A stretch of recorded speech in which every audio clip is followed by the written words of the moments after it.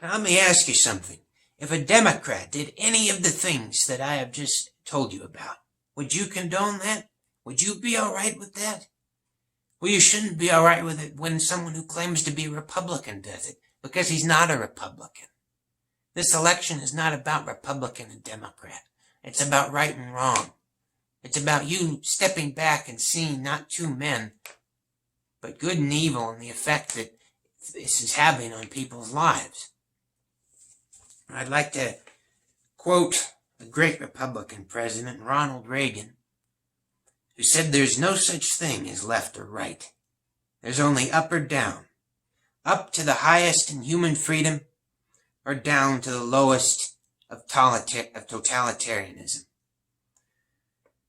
Do you really think that someone who is most well known for tear down this wall, do you think that would have any relation to Donald Trump? And for those of you who would say that, well, it was a different circumstance, here's another quote from Ronald Reagan.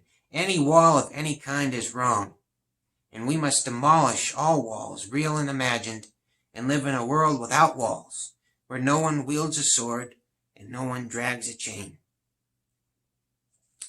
Ronald Reagan was well known for advocating limited government. But there's nothing limited about a government where a president makes every day a firestorm about himself. And in the end, it's not about what it's about is effective government. It's good to have a limited government as possible, but it's an effective government. It's a good government. No such thing as efficiency or goodness under this government. And there's no such thing as it being about freedom or the people when every day is a non-stop focus on the latest ridiculous thing that the president has done. There's one issue, and one issue alone, that I can think of, that a Republican could say, well, Donald Trump has defended a Republican value, and that is putting pro-life justices on the Supreme Court. Well, that is not the most vitally needed issue for the pro-life cause. What is most vitally needed for the pro-life cause is someone who can eloquently take that cause to the American people. Change will be done not by justices on the Supreme Court, and certainly not by the kind of justices that we've seen him nominate. Change will be done when people realize life is precious and needs to be defended. And we need someone who can take that message to women and to the American people, who is not in fact a blasphemer of faith, who is not in fact a denigrator of women, and who is not in fact someone who demeans and abuses human life and the value of human life and children's lives and the future of those unborn in every other single regard. He demeans the party with perfunctory embraces of its policies, claims to support life in one area, but he hurts it in all others. He has caused your minds to become twisted to the point where you have become the very thing that the Republican Party said for so many years it standed against, and that is subservience, blind, loyal subservience to a president in power no matter what. You can't turn a blind eye to all that evil for a perceived small benefit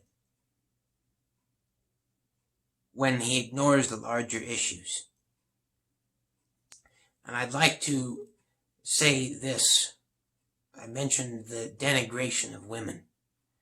Well, to any women out watching, if someone said this to you in person, the things that he has been recorded saying, would you have anything ever to do with that person ever again?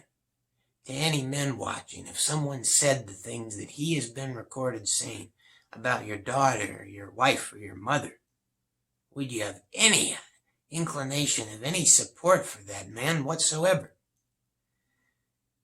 The answer would be no. So why would it be any different for the man who is supposed to give the highest example in the land someone that your children you should feel comfortable to have your children emulate. Obviously, you cannot feel comfortable in any way to have your children emulate any of this. And obviously, women around the world who are oppressed deserve to have a leader of the United States that doesn't demean and attack them. And we deserve, your children and your family deserves, to have a president that you would be comfortable with as a friend, as a neighbor, as a doctor, as a teacher. If any one of those people behaved or said any of the things that he has said, you would not be okay with it. But yet somehow he's convinced you that those things are okay in the role of a president.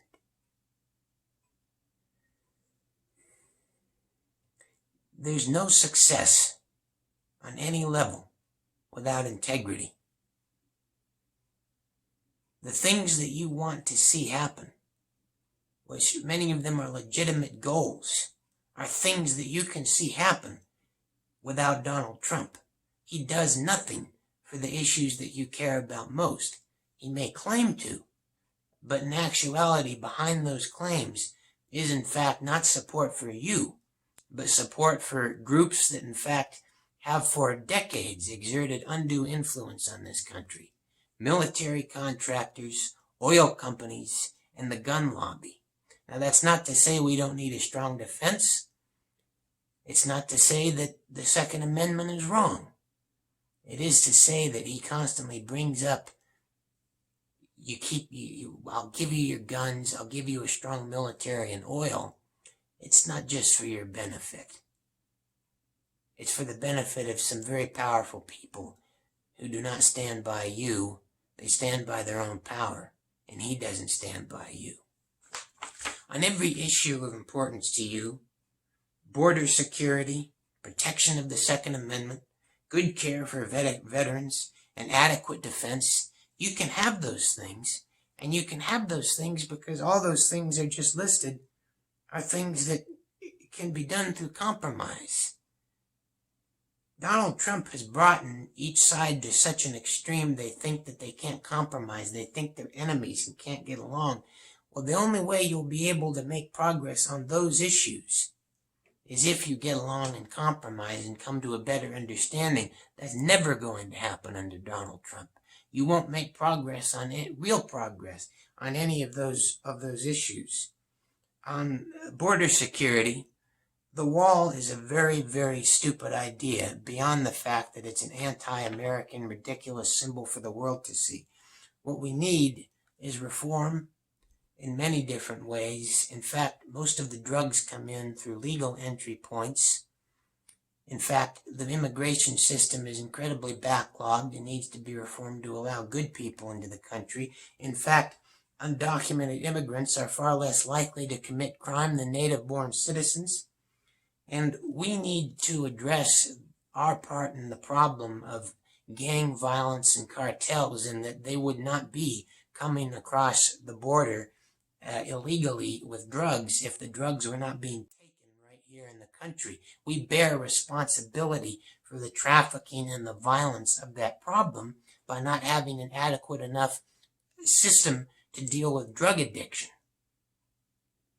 And we bear responsibility when we cut off aid and help to unstable countries. That will cause more instability to come heading right up into our country. Those are things that we can agree upon and get along upon.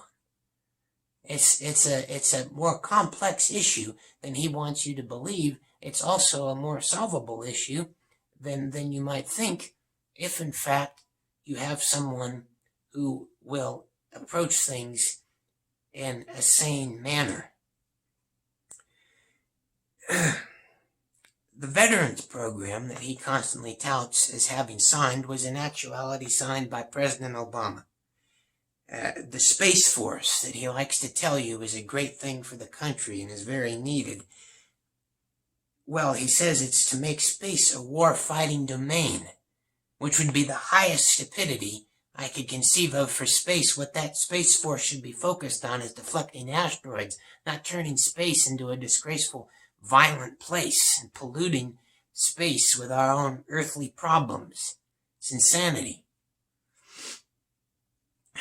The economic indicators that he always points to you as success is not success, because they're not measures, they're not real measures of actual effectiveness, nor do they measure purpose and fulfillment, accomplishment, moral strength, or joy. Those things can't be measured in numbers, but they're more important. They're deceptively stated. As I just told you, he has attacked you. He's attacked your ability to function. He's attacked every aspect of being able to help people that are struggling. And the economic indicators of success or recovery, they've not gotten better the way he said they have. The military,